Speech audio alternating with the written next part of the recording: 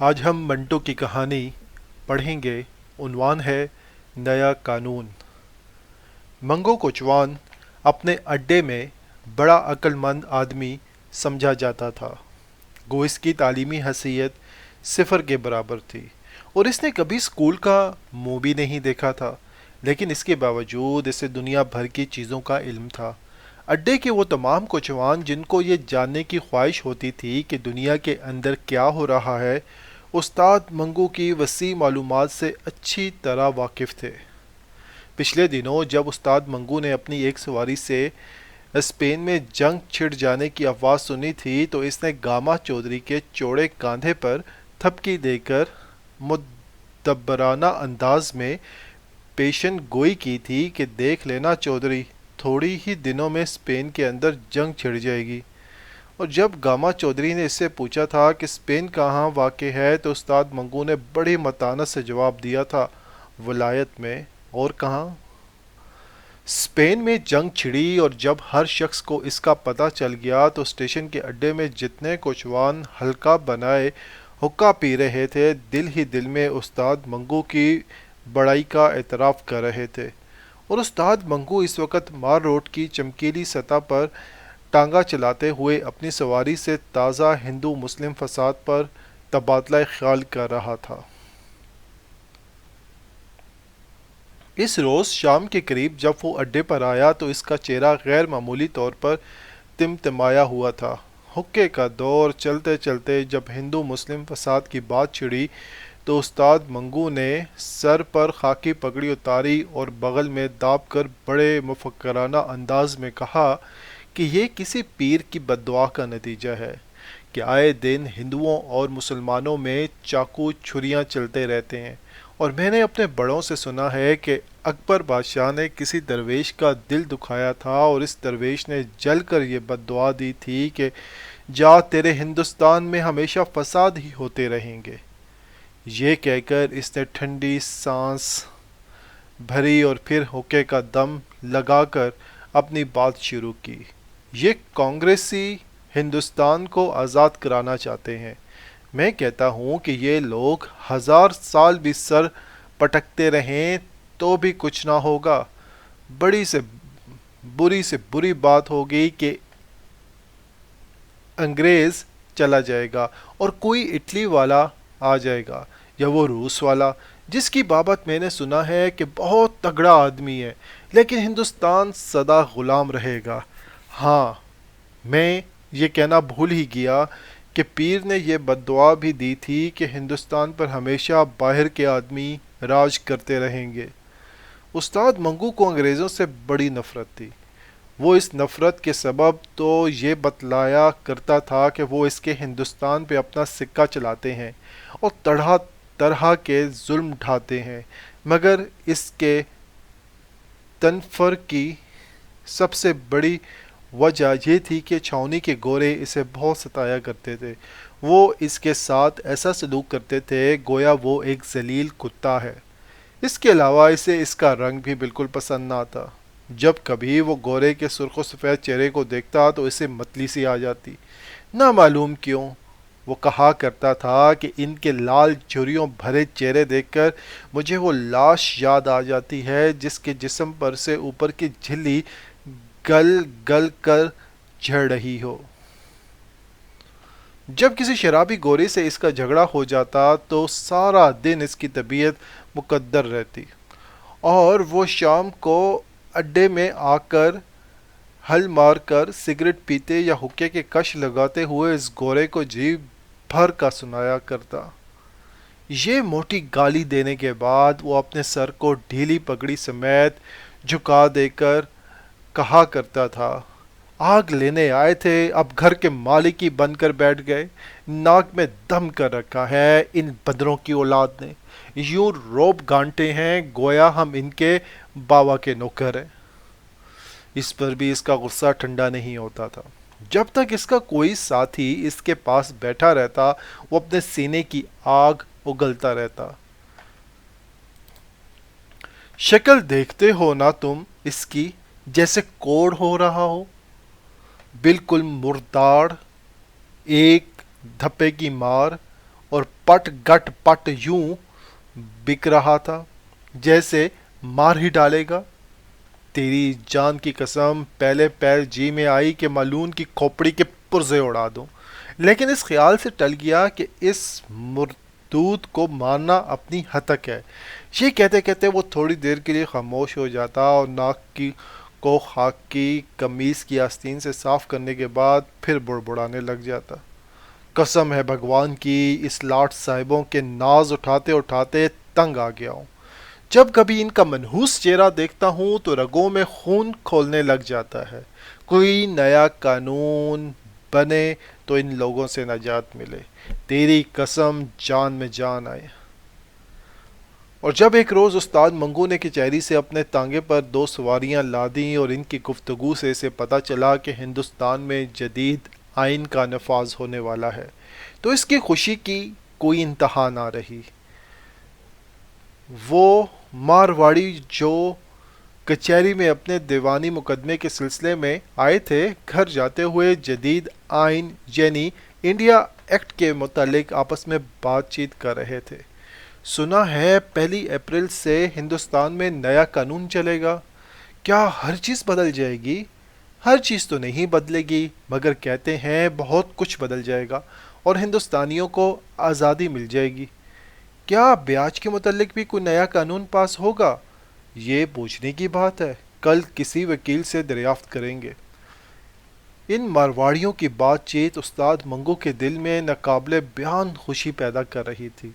वो अपने घोड़े को हमेशा गालियां देता था और चाबुक से बुरी तरह पीटा करता था, मगर इस रोज़ वो बार बार पीछे मुड़कर मारवाड़ियों की तरफ देखता और अपनी बढ़ती हुई मूंछों के बाल एक उंगली से बड़ी सफाई के साथ ऊंचे करके घोड़े की पीठ पर बांगें ढीली करते हुए बड़े प्यार से कहता, चल बेटा, ज़रा हवा से बातें करके दिखा।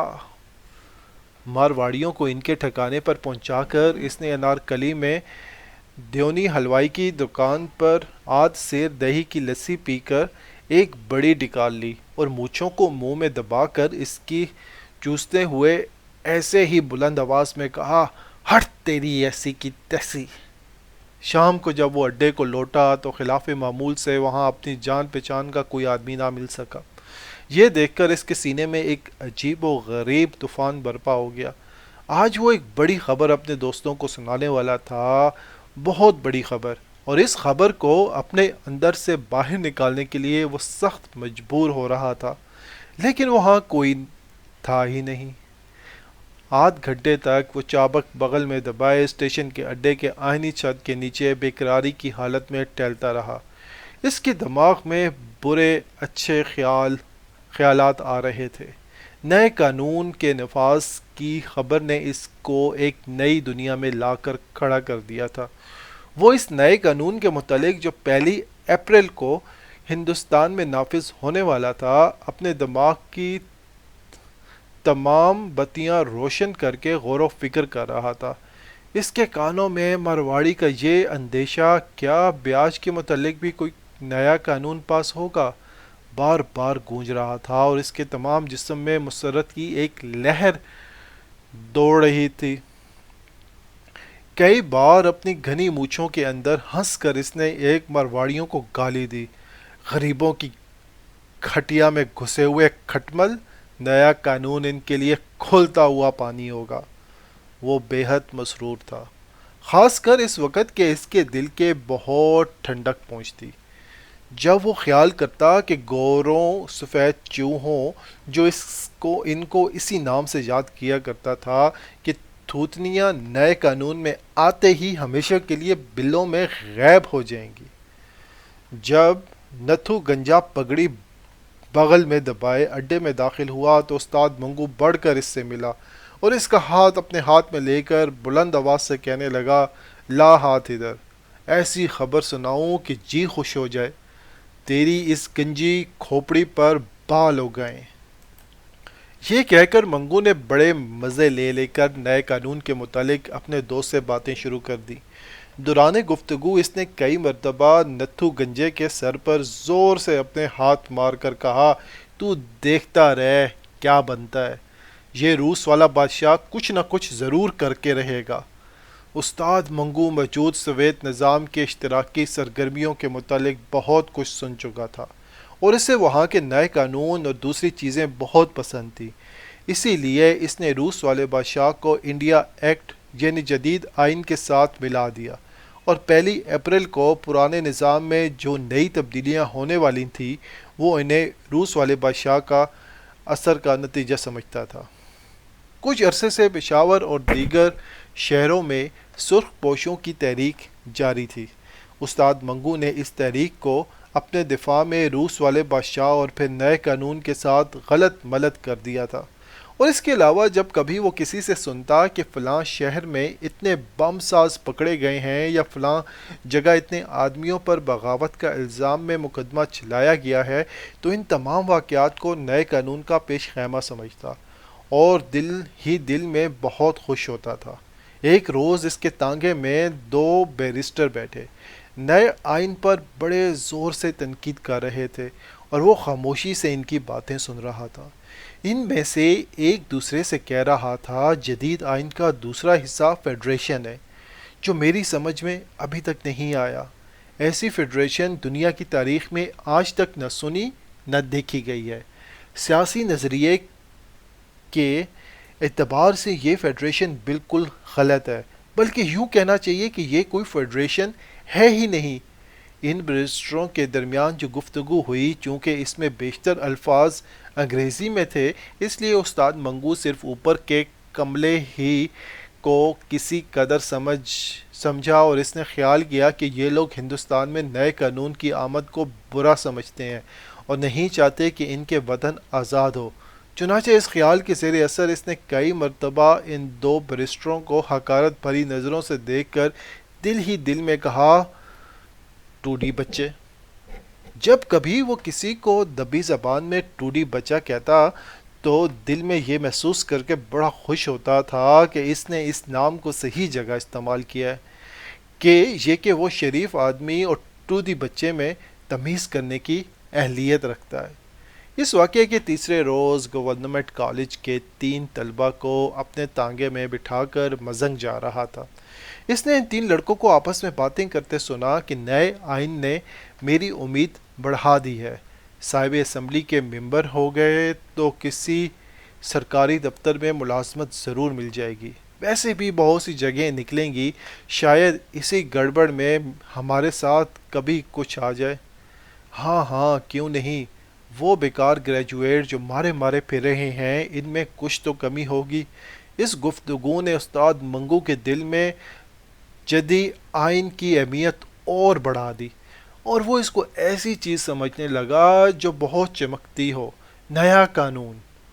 وہ دن میں بار بار سوچتا، یعنی کوئی نئی چیز، اور ہر بار اس کی نظروں کے سامنے اپنے گھوڑے کا وہ نیا ساز آ جاتا جو اس نے 2 برس پہلے چودھری خدا بخش سے بڑی اچھی طرح ٹھونک بجا کر خریدا تھا۔ اس ساز پر جب وہ نیا تھا، جگہ جگہ لوہے کی نکل چڑھی ہوئی کیلیں چمکتی تھیں اور جہاں جہاں پیتل کا کام تھا وہ تو سونے کی طرح دمکتا تھا۔ اس لحاظ سے بھی نئے قانون کا درخشاں اور تاباں ہونا ضروری تھا۔ 1 اپریل تک استاد منگو نے جدید آئین کے خلاف اور اس کے حق میں بہت کچھ سنا، مگر اس کے متعلق جو تصور وہ اپنے ذہن میں قائم کر چکا تھا بدل نہ سکا۔ وہ سمجھتا تھا کہ 1 اپریل کو نئے قانون کے آتے ہی سب معاملہ صاف ہو جائے گا، اور اس کو یقین تھا کہ اس کی آمد پر جو چیزیں نظر آئیں گی، اس سے اس کی آنکھوں کو ضرور ٹھنڈک پہنچے گی۔ آخر کار مارچ کی 21 دن ختم ہو گئے اور اپریل کے شروع ہونے میں رات کے چند خاموش گھنٹے باقی رہ گئے۔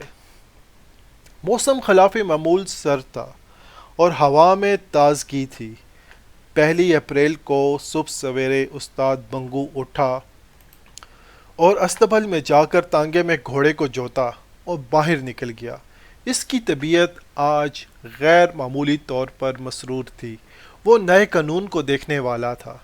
اس نے صبح کے سرد دھندلکے میں نئی تنگ اور کھلے بازاروں کا چکر لگایا، مگر اسے ہر چیز پرانی نظر آئی، آسمان کی طرح پرانی، اس کی نگاہیں آج خاص طور پر نیا رنگ دیکھنا چاہتی تھیں، مگر سوائے اس کلگی کے جو رنگ رنگ کے پروں سے بنی تھی اور اس کے گھوڑے کے سر پر جمی ہوئی تھی، سب چیزیں پرانی نظر آتی تھیں۔ یہ نئی کلغی اس نے نئے قانون کی خوشی میں 31 مارچ کو چودھری خدا بخش سے 14.5 آنے میں خریدی تھی۔ گھوڑے کے ٹاپوں کی آواز، کالی سڑک اور اس کے آس پاس تھوڑا تھوڑا فاصلہ چھوڑ کر لگائے ہوئے بجلی کے کھمبے، دکانوں کے بورڈ، اس کے گھوڑے کے گلے میں پڑے ہوئے گھنگرو کی جھنجھناہٹ، بازار میں چلتے پھرتے آدمی، ان میں سے کون سی چیز نئی تھی؟ ظاہر ہے کوئی بھی نہیں، لیکن استاد منگو مایوس نہیں تھا۔ ابھی بہت سویرا ہے، دکانیں بھی تو سب بند ہیں۔ اس خیال سے اسے تسکین تھی کہ اس کے علاوہ وہ یہ بھی سوچتا تھا کہ ہائی کورٹ میں 9 بجے کے بعد ہی کام شروع ہوتا ہے۔ اب اس سے پہلے نئے قانون کا کیا نظر آئے گا؟ جب اس کا تانگا گورنمنٹ کالج کے دروازے کے قریب پہنچا تو کالج کے گھڑیال نے بڑی روحانیت سے 9 بجائے۔ جو طلبہ کالج کے بڑے دروازے سے باہر نکل رہے تھے خوش پوش تھے، مگر استاد منگو کو نہ جانے ان کے کپڑے میلے میلے سے کیوں نظر آئے۔ شاید اس کی وجہ یہ تھی کہ اس کی نگاہیں آج کسی خیرہ کن جلوے کا نظارہ کرنے والی تھی۔ تانگے کو دائیں ہاتھ موڑ کر وہ تھوڑی دیر کے بعد پھر انارکلی میں تھا۔ بازار کی آدھی دکانیں کھل چکی تھیں اور اب لوگوں کی آمد و رفت بڑھ گئی تھی۔ حلوائی کی دکانوں پر گاہکوں کی خوب بھیڑ تھی۔ منہاری والوں کی نمائشی چیزیں شیشے کی الماریوں میں لوگوں کو دعوت نظارہ دے رہی تھیں۔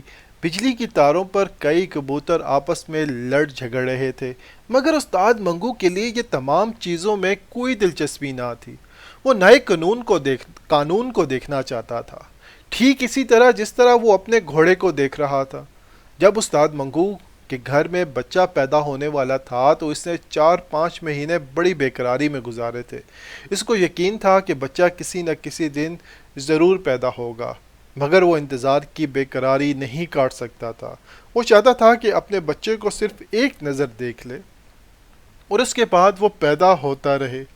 چنانچہ اسی غیر مطلوب خواہش کے زیر اثر اس نے کئی مرتبہ اپنی بیمار بیوی کے پیٹ کو دبا دبا کر اس کے اوپر کان رکھ رکھ کر اپنے بچے کے متعلق کچھ جاننا چاہا تھا، مگر ناکام رہا تھا۔ ایک مرتبہ وہ نظارہ کرتے کرتے اس قدر تنگ آ گیا تھا کہ اپنی بیوی پر برس پڑا تھا۔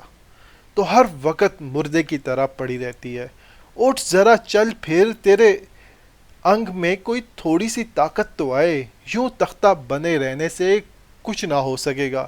تو سمجھتی ہے کہ اس طرح لیٹے لیٹے بچہ جن دے گی؟ استاد منگو تباً بہت جلد باز واقع ہوا تھا۔ وہ ہر سبب کی عملی شکل دیکھنے کا نہ صرف خواہش مند تھا بلکہ متجسس بھی تھا۔ اس کی بیوی گنگا دائی اس قسم کی بے قراریوں کو دیکھ کر عام طور پر یہ کہا کرتی تھی، ابھی کنواری کھود انہیں گیا اور تو پیاس سے بے حال ہو رہا ہے۔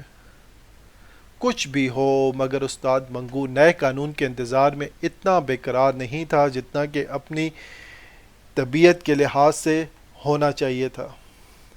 وہ آج نئے قانون کو دیکھنے کے لیے گھر سے نکلا تھا، ٹھیک اسی طرح جیسے وہ گاندھی یا جواہر لال کے جلوس کا نظارہ کرنے کے لیے نکلتا تھا۔ لیڈروں کی عظمت کا اندازہ استاد منگو ہمیشہ اس نے جلوس کے ہنگاموں اور اس کے گلے میں ڈالے ہوئے پھولوں کے ہاروں سے کیا کرتا تھا۔ اگر کوئی لیڈر گیندے کے پھولوں سے لدا ہو تو استاد منگو کے نزدیک وہ بڑا آدمی تھا، اور اگر کسی لیڈر کے جلوس میں بھیڑ کے باعث 2-3 فساد ہوتے ہوتے رہ جائیں تو اس کی نگاہوں میں وہ اور بھی بڑا تھا۔ ایک نئے قانون کو وہ اپنے ذہن میں اسی ترازو سے تولنا چاہتا تھا۔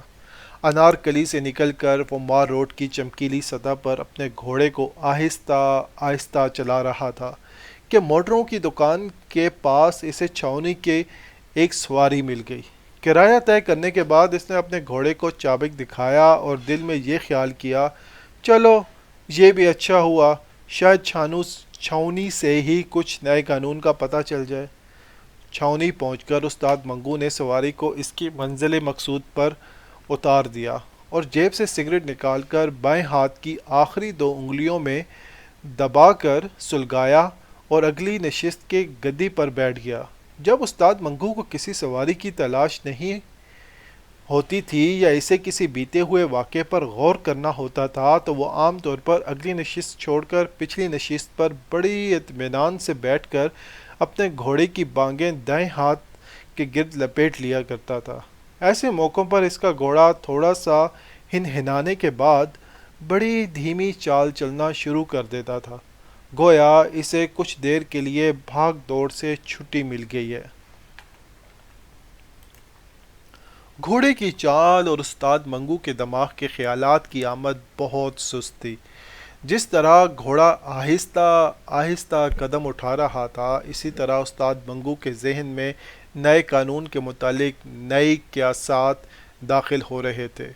وہ نئے قانون کی موجودگی میں میونسپل کمیٹی سے ٹانگوں کے نمبر ملنے کے طریقے پر غور کر رہا تھا۔ وہ اس قابل غور بات کو آئین کی جدید روشنی میں دیکھنے کی سعی کر رہا تھا۔ وہ اس سوچ بچار میں غرق تھا، اسے یوں معلوم ہوا جیسے کسی سواری نے اسے بلایا ہے۔ پیچھے پلٹ کر دیکھنے سے اسے سڑک کے اس طرف دور بجلی کے کھمبے کے پاس ایک گورا کھڑا نظر آیا جو اسے ہاتھ سے بلا رہا تھا۔